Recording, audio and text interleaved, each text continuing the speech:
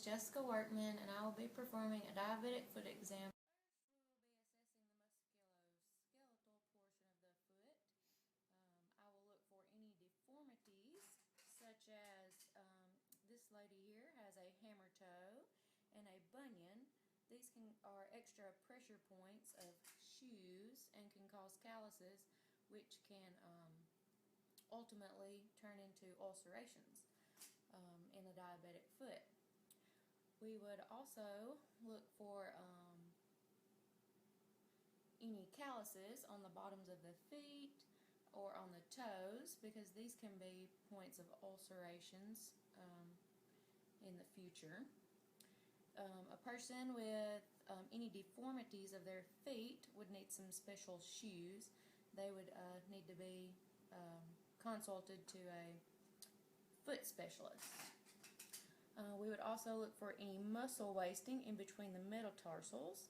If there were any muscle wasting, it would show prominence where the toes are, and this would be pressure points on the shoes, which could also cause ulceration.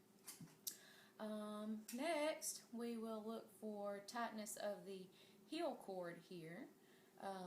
A normal person's foot should be able to bend past 90 degrees in this direction.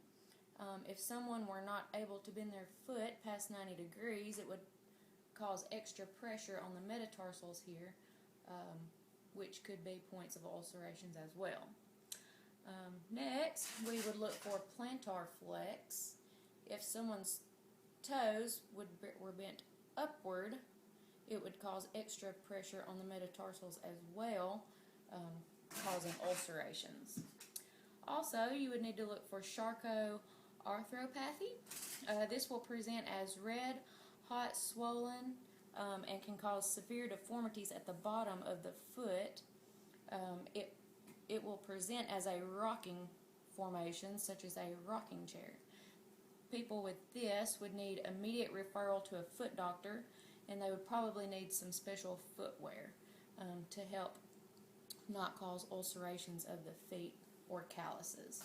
With the inspection of the skin and the nails of the foot, you want to first look and see if there are any ulcerations on the foot. She has none. If there are any ulcers, she would need immediate treatment for that, because diabetic ulcers on the feet do not heal as quickly as in a healthy individual. We would also want to check and see if there are any, if her foot is sweating extra, or if there's any dampness between the toes, because this can cause fungus that can reach towards the top of the foot, which would need to be treated with some fungal cream.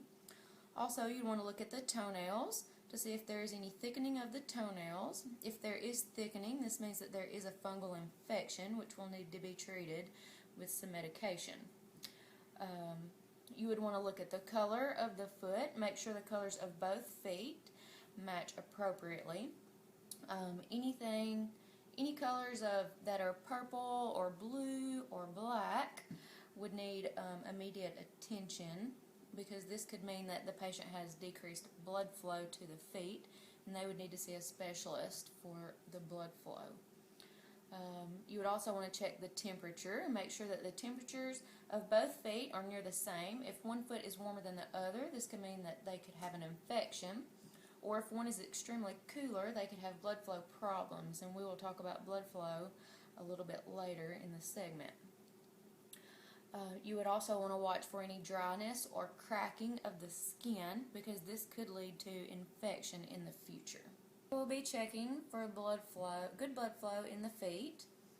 You will want to check for the dorsal pedis pulse, which is at the top of the foot with 2 fingers, and you can tell that she has a very strong pulse in the top of her foot. You also want to check the posterior tibial pulse, which is behind the inner ankle, and you can feel with 2 fingers to tell if they have a strong pulse or not. If they have a decreased weak pulse, then an ABI test can be performed at a specialist office to tell if their blood flow is good or not. testing for blood flow is important because this causes 1/3 of foot ulcers in the diabetic patient and is also a cause of recurrent wounds. So with blood flow, you want to check for capillary refill in the tops of the toes. To do this, all you do is put pressure on the toe, and you can see that it whitens it out, kind of pushes the blood away from the toe. You just hold down on it, and when you release, you can see that the blood flow should come back in either 3 seconds or less. If it does not, this can be a sign of low blood flow, and they would need to be referred to a specialist. Next, I'll be performing the neurological assessment. It consists of 4 specific tests for the neurological function. It is designed to identify loss of protective sensation of the foot, and if there are 1 or more abnormal tests, then this means that the person could have a loss of protective sensation. Any abnormal results in any of the tests will give the patient a higher risk for ulcerations, which can lead to infections. Performing the neurological assessment, which is designed to identify loss of protective sensation. There are 4 tests that will be performed, and if 1 or more of the tests are abnormal, this suggests that the patient has a loss of protective sensation. This could be dangerous to the patient because if they were to hurt their foot, they would not be able to feel it, and they would not know that there was damage there, and then they would be at increased risk for infection at the place that was damaged. The first test I will be performing is the vibratory sensation. I will strike the vibration tool and put it on the top of the patient's toe, and they are to feel the same vibration as I do for the length of amount of time that I do. So I'm going to strike the tuning fork, and if you could just tell me when you do not feel the vibration anymore. Can't feel it anymore. Okay. And I cannot feel it anymore as well. So this means that the patient has good vibratory sensation. Next, I will be doing the monofilament test. This also tests for sensation in the foot. You will take the monofilament and do it at the 1st, 3rd, and 5th metatarsal, and also at the heel. I'll have the patient close their eyes, and if they will just tell me where I am touching them on their foot. In the center of my foot and the top. Okay. Towards my pinky, my heel, and my big toe. Okay. She has good sensation in the bottom of her foot with the monofilament test. Next, I will be doing the reflex test from the Achilles tendons here in the back of the ankle. I will strike the back of the heel, and the patient should have a reflex of the foot coming upward. Okay. She has a good reflex back there. Next, we will be doing the sharp dull test. She should be able to feel the difference between dull and sharp. So I'll have you close your eyes, and you tell me if you feel a dull or sharp sensation. So sharp. Okay.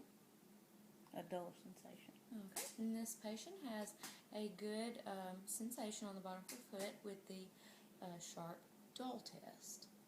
If any of one of these tests are abnormal, this means that the patient is at increased risk for neuropathy. Since this patient had a very normal foot exam, the only recommendations that I would have for them is to, every time they take their shoes off, to keep an eye on the bunion here and for their hammer toe here, to make sure that they're not getting increased calluses here or any ulcers here from their shoes.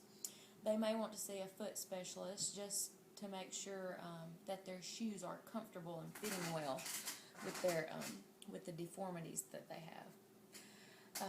I would have this patient return in 1 year for their follow-up foot exam, and if everything's normal, they would come back every year thereafter. If a patient was to have any neuropathies from the neurological aspect of the exam, they would return every 6 months. If they had neuropathies with low blood flow, or if they had neuropathies with at least 2 deformities, then they would return every 3 months to have a foot exam performed. If they had any perfusion abnormalities, such from the palpation of the pulses, or any capillary refill that takes too long, then they would return every 2 months to a foot specialist.